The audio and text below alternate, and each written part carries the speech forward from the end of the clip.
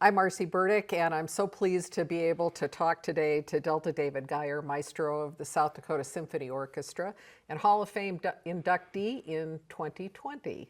Welcome Thank today. you. Glad to have you. Appreciate it. I want to dive right into it. You came to the South Dakota Symphony, I read about you, to be an agent of change in 2004. So 21 years have passed, and would you reflect on some of the things of which you're most proud? Sure. Yeah, it was a really slow process of making changes at the South Dakota Symphony. It was already a much bigger and better organization than you would expect to find in a city the size of Sioux Falls at the time, at 160,000 people or so. And the orchestra was already, over 80 years old, and it was really obvious that these Norwegian Lutherans were really serious about their music from the get-go. Not surprising. So I was, and of course the Washington Pavilion was only about 5 years old when I came. So the commitment to the arts in Sioux Falls was already strong. But the people who were running it, board members and community leaders, they had an idea of how much better it could be, because the vision, which I caught my very first day in Sioux Falls, was, what does it take to build a real professional orchestra in a city like Sioux Falls? Not just the size, but the isolation. I mean, most orchestras in this country are part of an ecosystem of, like players come from all around a metropolitan area or some concentrated geographical area. Not so here. I mean, the only other orchestra that you would say is close by is Sioux City, and it's a smaller orchestra, smaller organization, and it's still an hour away. So already when I came, we were pulling many players from Minneapolis. Do you remember what your interview was when they said take it to the next level, and you said you had an idea what that was? What was your idea? What did you tell them? Well, the pivotal moment during that week that I spent in Sioux Falls doing interviews and my first concert with the orchestra, there was a pivotal moment with the search committee. And I don't exactly remember what the question was, but my answer was, I'm looking for a place where I can build something significant.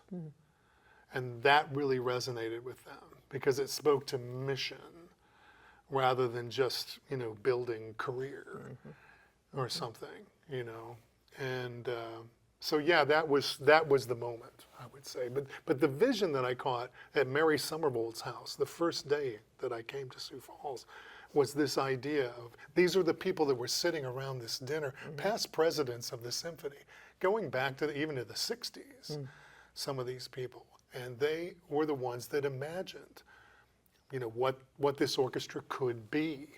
And so that was, you could say it was my mandate in a way to really build this and make it as good as it could possibly be.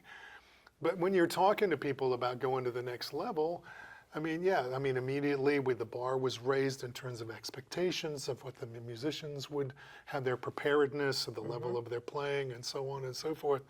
But the whole organization needed to be kind of, redone, get it out of the mom and pop shop kind of, way of doing things, which of course costs money and requires some change in personnel. So there were some painful things too, It took a long time to very carefully help that along, and some difficult decisions and moments through that process. But let's just say that 20 years ago we wouldn't have been written up in the New Yorker or the New York Times. So, Right. Here we are.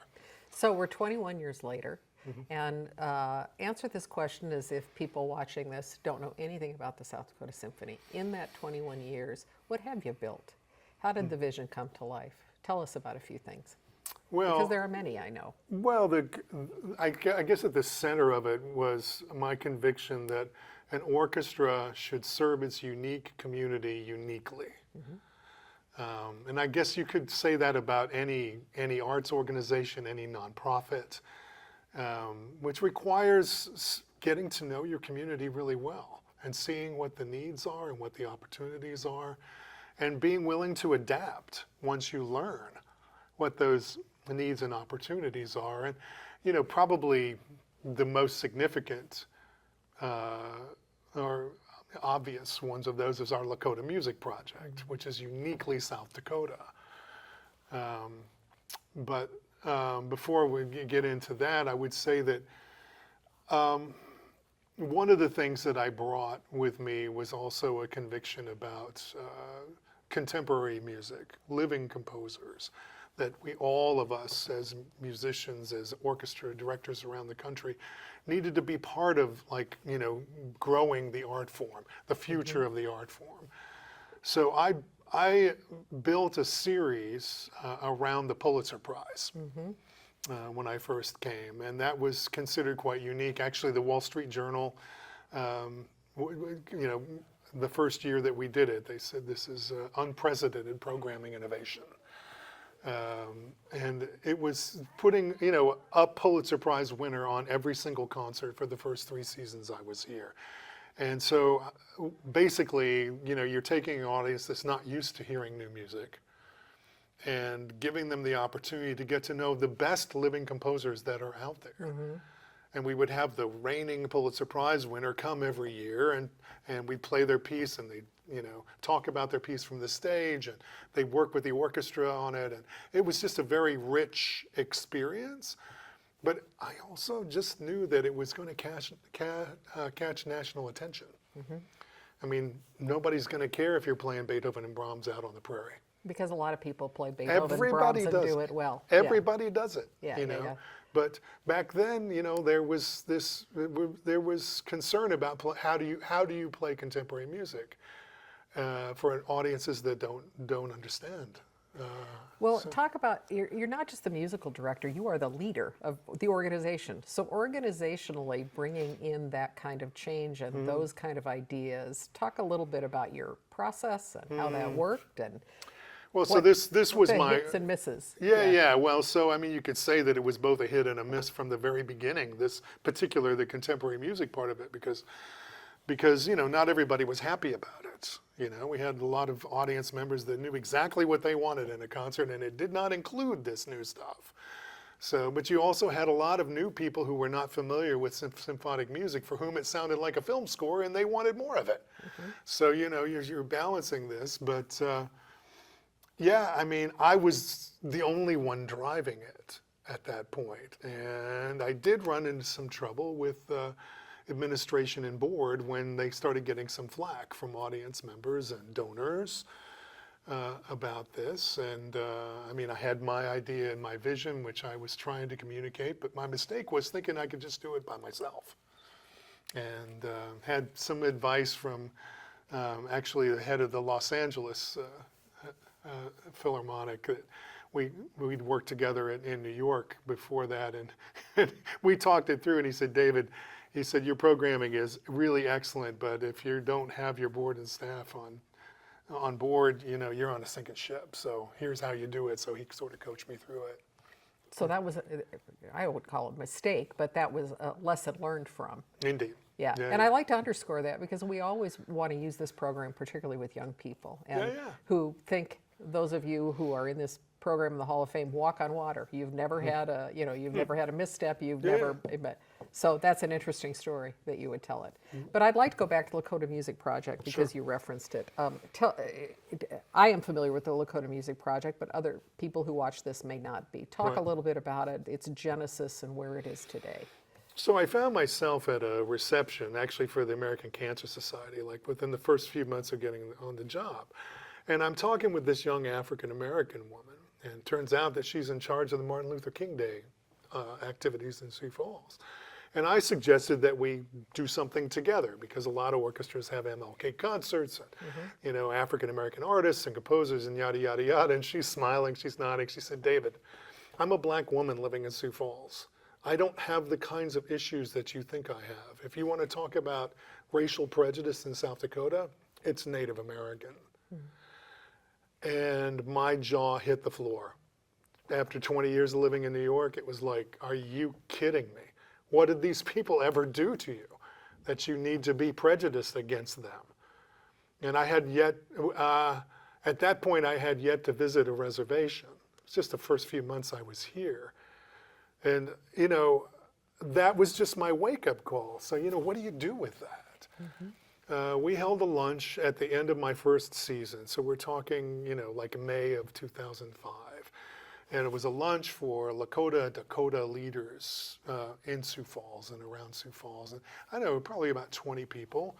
And I came in all full of ideas and, you know, passion and whatnot. I was met with total distrust. What's in it for you? Who's making money? Kevin Costner, Dances with Wolves. I mean, it was just, you know, it was my first lesson in learning to shut up and listen. You know, I found myself backpedaling the whole meeting. And at the end of that meeting, there was a man that came up to me, Barry LeBeau, who was working with United Sioux Tribes in Pierre, and he said to me, you know, you're crazy, but I'd like to try to help you. And for the next couple of years, Barry and I would intermittently hit the road together and drive all around the state. And he introduced me to tribal elders, cultural leaders, artists. And in that process was how the Lakota Music Project took form. And we worked on it for 4 years before we played a single note.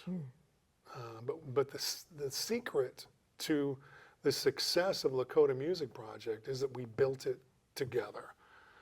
I mean, orchestras are really great at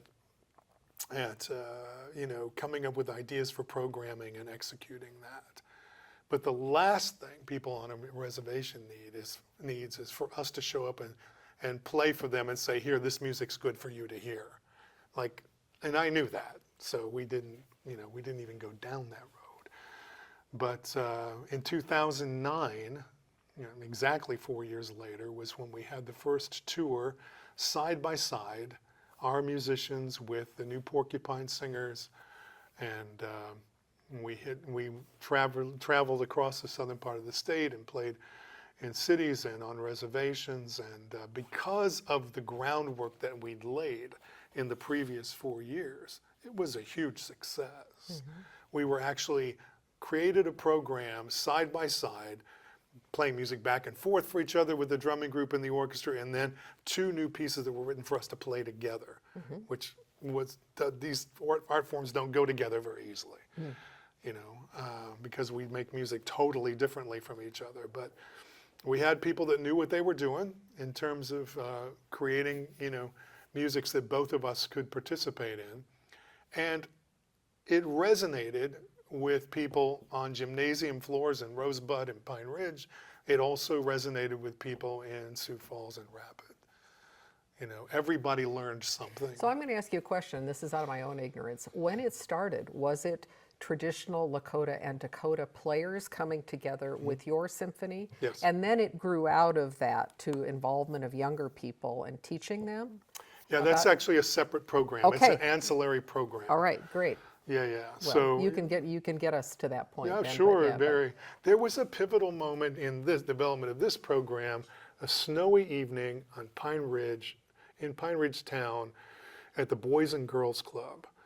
It was the first time, and we called it a kind of a jam session. So you had the New Porcupine Singers, our principal string quartet, our principal woodwind quintet, and everybody's like looking at each other, like really awkward. And let's just start playing music for each other. And so, you know, our guys would play a piece and the singers would play a piece. And we'd ask people to describe the piece of music they're playing and why they think it's important. And then there was one moment where our principal oboist, Jeffrey Paul, had a piece that he'd written for the woodwind quintet to play. He was the composer as well as the oboist. And it had to do with loneliness. It's called Desert Wind. He's from LA, you know, so he's driving through the desert and stuff. And then Melvin Youngbear, who was the keeper of the drum for the New Porcupine Singers, stood up and said, I'd like to share a song. It's called Harmony Song. I wrote it for my granddaughter because I missed her. And he sang it. And so then we started to make a connection. And at one point, Melvin said, we sing the old songs. We're not just a powwow group. We hope to pass on our traditions to the next generation. And I said, bingo. That's exactly what we do. We have 500 years worth of music. This treasure trove of music that Western culture has stood the test of time. And we hope to pass it on. And that was the beginnings of creating the program. Sharing of traditional musics that have stood the test of time. And that's the Lakota Music Project. Wow. And I'm going to ask a weeds question now, as a non-musician too. I'm thinking about the traditional Lakota music, most of which is not written. It's past. All of which is not written. Right. So how do you integrate that by sound, by doing with the traditional orchestra? What was the how? It's still an open question, Marci. I mean, we're about to do a new tour in a month with a totally new program. And the composers have to find a way to write music because our musicians require that the music be written down. They're playing from a page. And now we've incorporated Brian Akipa, the cedar flutist from Sisseton, into it, as well as the Creekside singers from Pine Ridge. And so these composers have to understand both of those traditions. And fortunately, most of the Creekside singers have been with us. They were with the New Porcupine Singers. They've been with us for 15 years.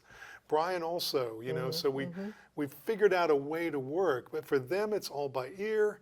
It's an oral tradition that they go from.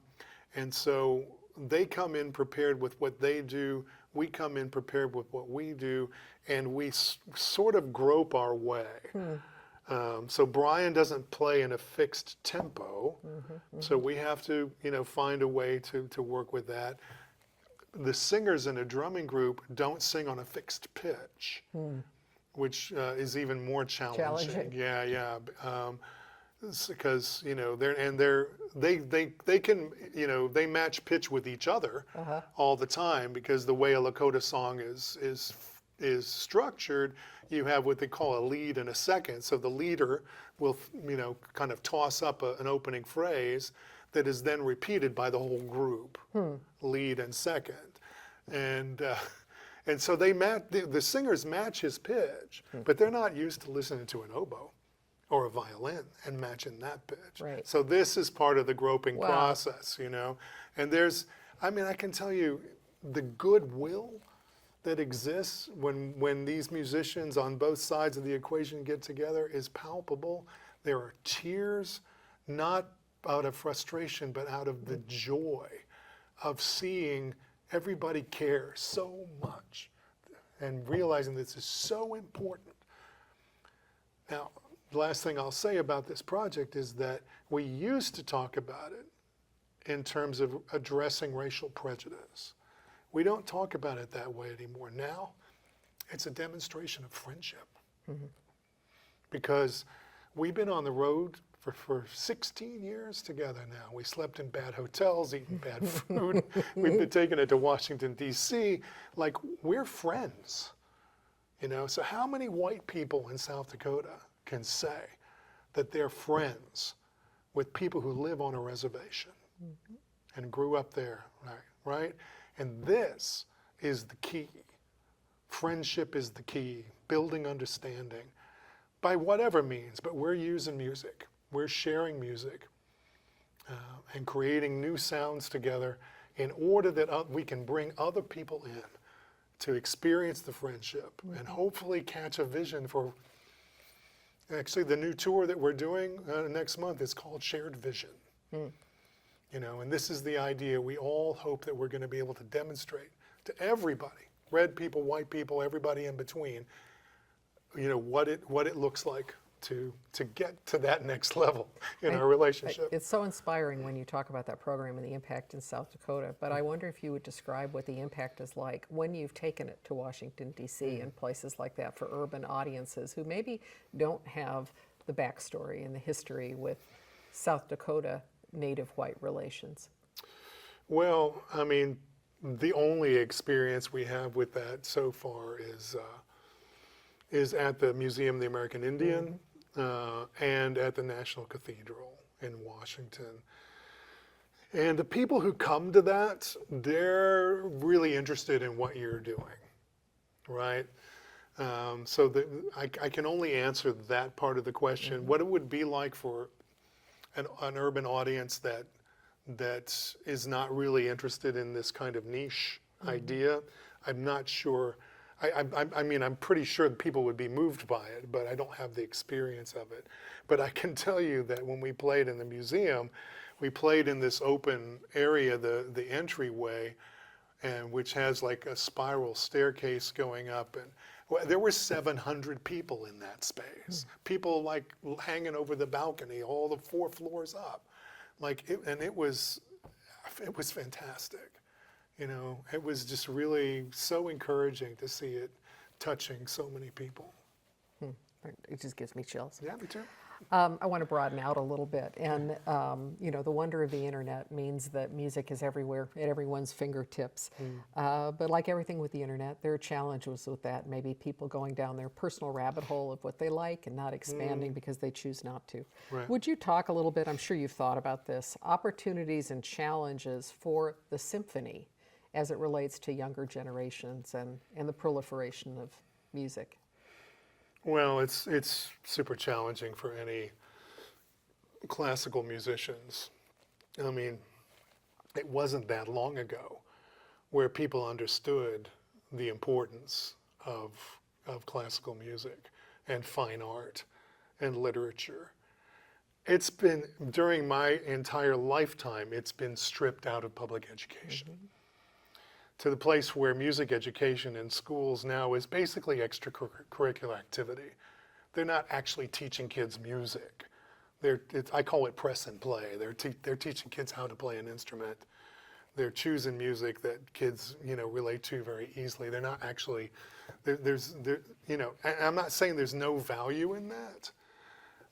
What I'm saying is they're not teaching them music, you know, like unless you curate the past, unless you fall in love with the art form, like you're missing out on a big opportunity. So here we are, those of us who have fallen in love with the art form and devoted our lives to the recreation of this gorgeous music, powerful music, meaningful music.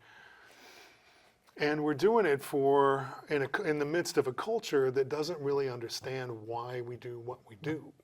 So that's a big challenge, you know, and we all classical musicians have to be evangelists in a way for this, because we not only value it ourselves, but we know it's of value it was written for everyone, and it can be an enriching thing for an entire culture.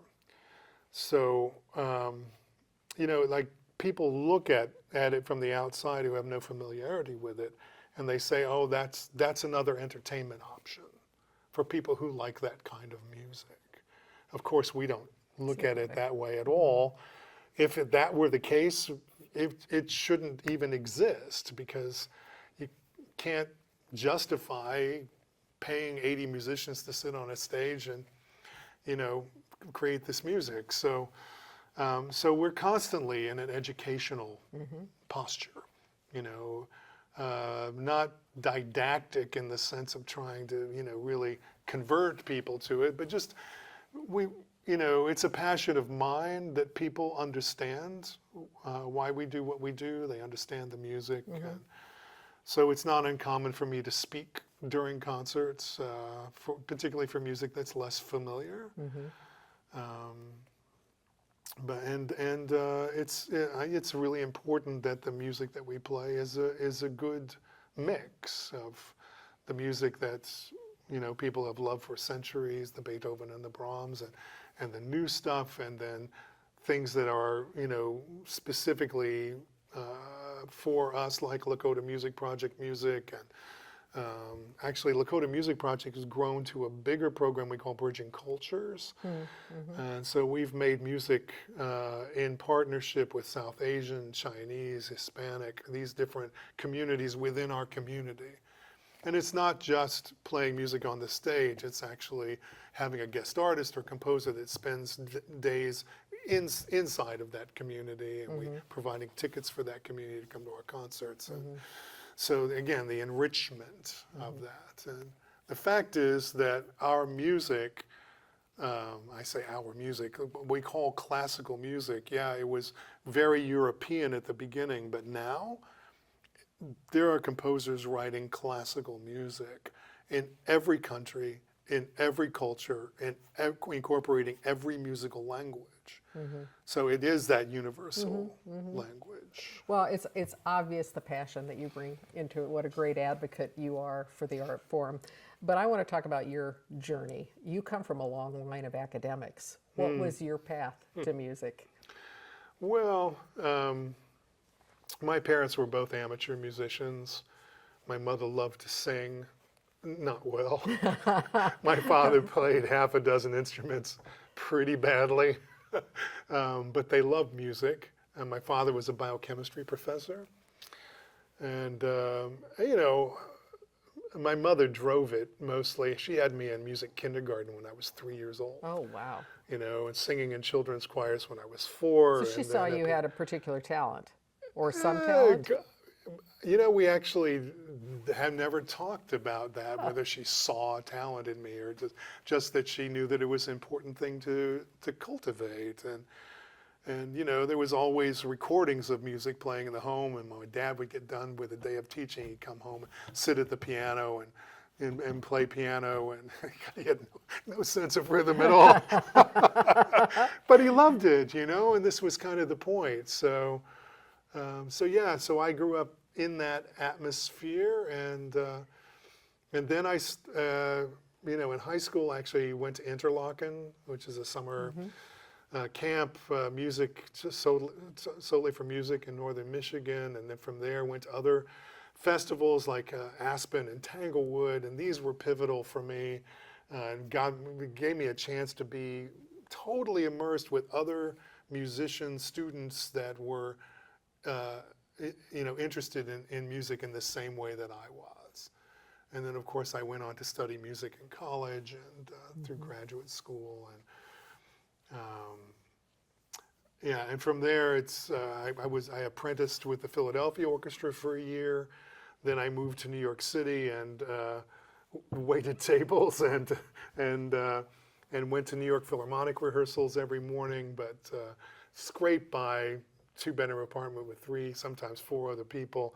Met my wife. Then I had a Fulbright scholarship, and I lived in Eastern Europe for 2 years, and that's where I really got my practicum. I conducted about 20 different orchestras from Poland down to Turkey in the 2 years I spent over there. Came back, and again, it was, you know, I was now married, and we were scraping by. You know, my wife, though, she's a graphic artist, and she was basically, you know, helping us make it, living in Brooklyn. And then I had an audition with the New York Philharmonic, and I was taken on board as assistant conductor, and that was obviously a very important step. Yeah, it was an important step, and that was 1994, and then, you know, 2004 was when I took this position. So. Yeah. So I am just fascinated by the fact there aren't a lot of people in the world who do what you do. And even people who want to do what you do would have a hard time making a living at it in many places in the United States. True. Absolutely true. So were there moments in your career where, I mean, you've touched on it, where you're just eking by, where you faced that crossroads or those issues of, can I do it? Should I do it? Should I pivot? Could you talk about that a bit? Yeah, of course. You know, it was... you know, I invested so much in it, and yeah, there was doubt, years and years of doubt. Loving the music, studying the music, even when I didn't have any concerts to conduct, I would still study, and you know, because 500 years worth of music, there was always never a lack of things to learn. So I was always preparing for the future. My wife, God bless her, she was so supportive of me. There was one moment where it kind of came crashing down, and that was when my son was born, our first child. She didn't actually say it, but it was like, okay, like let's take another look at this music thing, like because I really don't want to be working full time now. So that was kind of rough. And fact was, I wasn't really qualified to do anything else, and I couldn't really make enough of a dent, particularly in New York City, financially to make it make sense. So, but it was within a year when I had that New York Philharmonic audition, and then things changed significantly. So yeah, it was some tough times. Yeah, the reason I ask that is because I think particularly a lot of young people who see the names of those of you that are in the South Dakota Hall of Fame, and particularly the name of someone like you that they may read about a lot in the papers or hear about in the Sioux Falls region, and they think I couldn't do that because I don't have X, Y, and Z. I think it's important for them to hear that your path was not paved with gold stones, that it was a tough slog sometimes. Well, I talk to music students now, and it's basically, well, how bad do you want it? You know, like people think that they would like to try to be a professional musician, but how hard are you working now? How hard are you willing to work? Where are you willing to go? Where are you willing to live? You know, because you're probably not going to play in the South Dakota Symphony if you stay in South Dakota and study here. You got to go somewhere else. You got to get better training, you know, because that's just the way it is if you're going to play at this level. So. You know, this is my advice. I'm not saying you have to stay away from South Dakota, but your vision's got to be broader than what you're going to have here in order to get that kind of education. So, and that's the way it is now at this moment anyway, and has been for the last 20 years. But what are you willing to sacrifice? Like I mentioned, living with 3, sometimes 4 other people in an apartment, and I was in my mid-20s at this point. I'm not like an 18-year-old college freshman. You know, I had a master's degree, for Pete's sake, you know? And I was waiting tables. So this is like, you know, how bad do you want it? Another thing I didn't mention is that my family fell apart when I was 7. My parents were divorced. I was trucked all over the country and ended up living with an aunt and uncle when I was 14 years old, and like like it was not easy, you know. But music was a part of what kept me focused, you know. And it's a calling. Honestly, it's not a job. It's a vocation. So, and when you feel called into this vocation, then you're willing to make sacrifices to make it happen. Well, we've talked a lot about your history in the last 21 years of your history, but I'd like to look forward for a bit. What do you hope the influence of your work in South Dakota will be? Well, I would love to see, I mean, the South Dakota Symphony at this point, in 2025, has now been, you know, received accolades from the highest places that we could. You know, features in the Sunday Arts and Leisure in the New York Times, 2 of them this year. The New Yorker, like these are the best critics that you could hope to hear from. But you know, I have to say, in having read some of those articles, I wish the tone would leave of really South Dakota. We can find this in South Dakota. You know, it's kind of like we really aren't that backwoods, but it's a real testament to you. But I do find kind of the authorship of the articles a little funny. Yeah, I mean, sometimes. you know, I mean these are New Yorkers. You know, like they you know, it's flyover country. Yeah. So yeah, they are in the eye of the arts world. Yeah, that's right. So they're actually thrilled that this is happening, and they're also envious in the sense that we're innovating out here in the way that the New York Philharmonic is not. I mean, I worked there for 15 years. I mean, not the most innovative organization. These big monolithic structures, they don't steer very easily. They don't adapt very easily, whereas we're pretty nimble. You know, we can do that. So, yeah, it's so. I would hope that we can continue to innovate in ways that are meaningful. you know, you look at something like Lakota Music Project, which is running for 16 years now, and there have been entire years over the last 16 years where we've done no Lakota Music Project at all because we don't have funding. So, you know, it's astonishing to me that in our day and age that it's difficult to find funding for a program that's this important and has demonstrated its impact over and over again. It's crazy to me, but you know, it's like always on the chopping block, which seems, again, it's just crazy to me. So I would hope that we would be able to find some solidity in these innovative programs we're doing.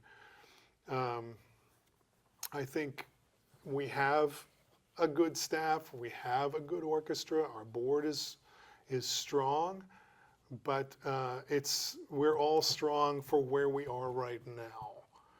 So, you know, we're at a point now where it's time to ask the question, what's the next level? You know, and it's unusual for a music director to be with an orchestra for 21 years. I mean, a conductor comes in with his bag of tricks and is gone in 8 or 10 years, and you know, it's time for a change. There are exceptions, and that's when the music director and the orchestra grow together, continue to grow together. And that's been the case with us. I'm a much better conductor now than I was 20 years ago. I'm a much better music director now than I was 20 years ago, which means setting the tone for the whole organization. And nobody wants this relationship to end yet. So I have all kinds of ideas. Just ask my staff, you know, it's like, no, David's coming, no more ideas. But keeping the focus on serving your unique community uniquely, honing in on, you know, mission and staying true to our mission, that's been the key, and it continues to be the key. And whatever decisions that have to be made in terms of our structure and how we adapt in the future are going to have to hone in on that same vision. You know, I'm struck here sitting listening to you that you were a talented musician. You became a talented conductor. But you also have to have strong leadership skills. You also have to sell the product. You have to be the lead fundraiser. You have to be the key vision setter. So that young person that you're talking to, where you're saying, how bad do you want it? It's bigger than just how good of a musician you are, isn't it? They don't teach you this stuff in Little Conductor School. No, they don't. And, nor do they, and if you want to be a scientific researcher, they don't teach you that you got to sell your lab. Right. So it's a bigger thing. Are you know, kind of active when you're talking to young people, kind of actively giving that advice about you must be broader than just this? Well, I will talk about the difference between being a conductor and being a music director. There are people, I mean, it's a different skill set.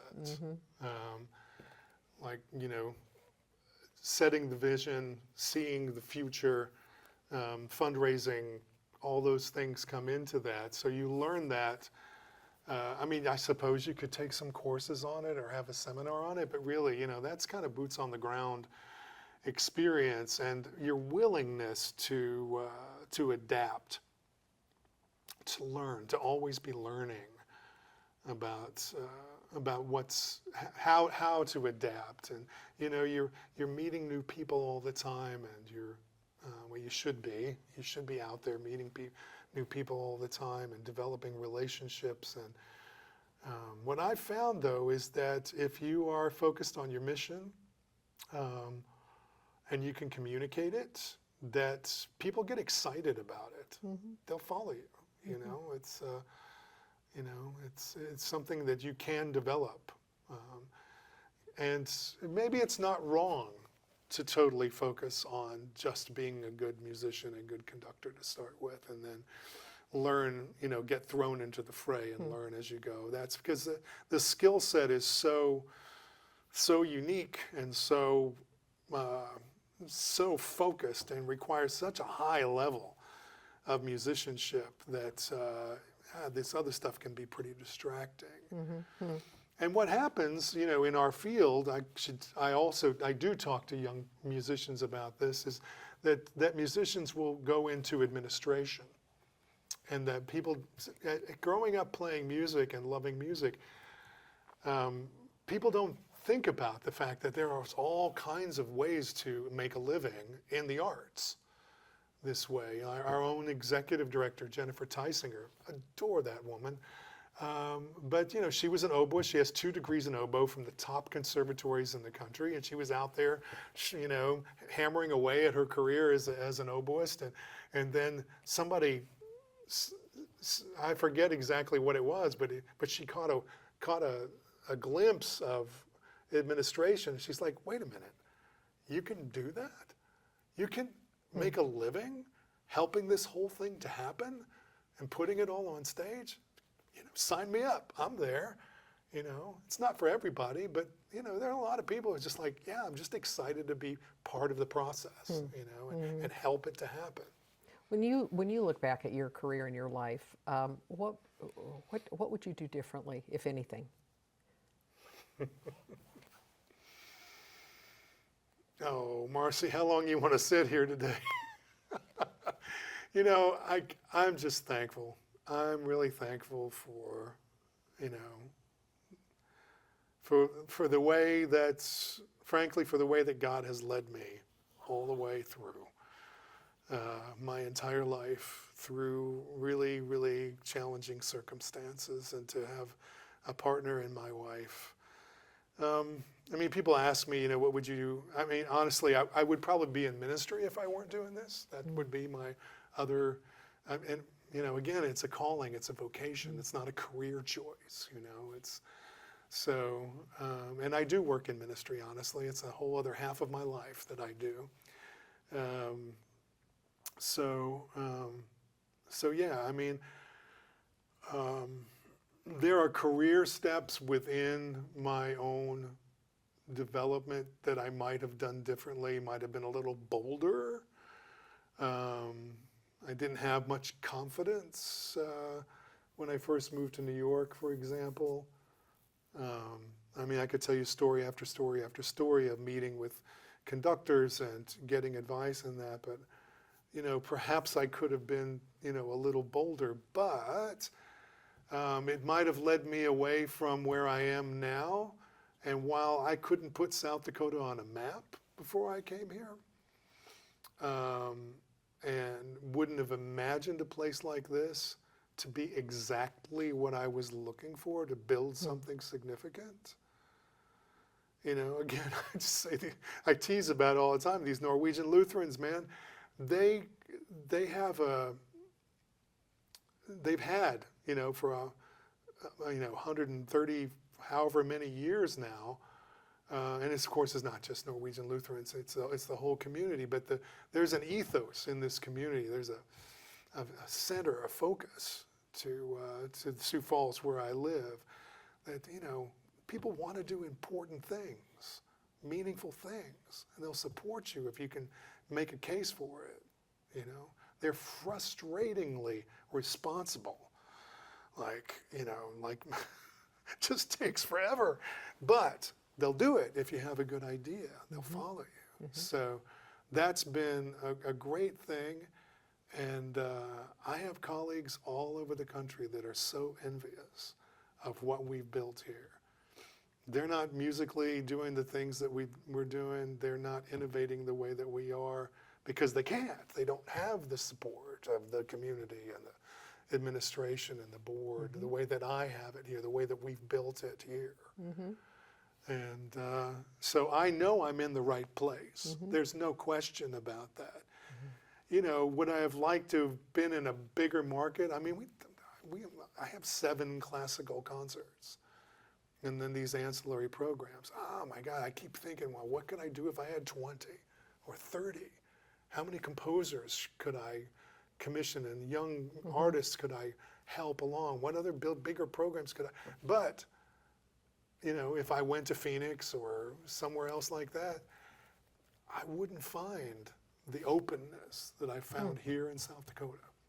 land of opportunity, right?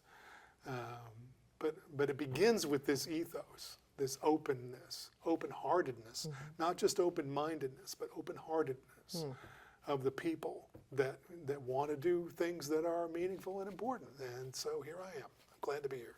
Well, my last question for you, and I think a lot of people are glad you're here too, because it's been reflected by the value in which people hold you and that you were elected into the South Dakota Hall of Fame as a South Dakotan by choice, not by birth.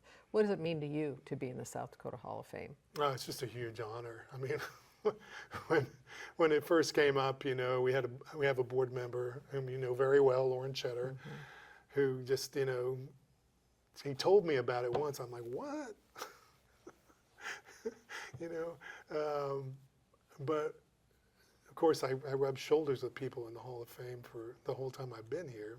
First I had no idea about it, but so I knew of it, but and so I was kind of surprised when they took me in. You know, they had some advocates like Michelle LaValle, just with her yesterday. And, you know, like people who said, like, you've done important things, you should be in the Hall of Fame.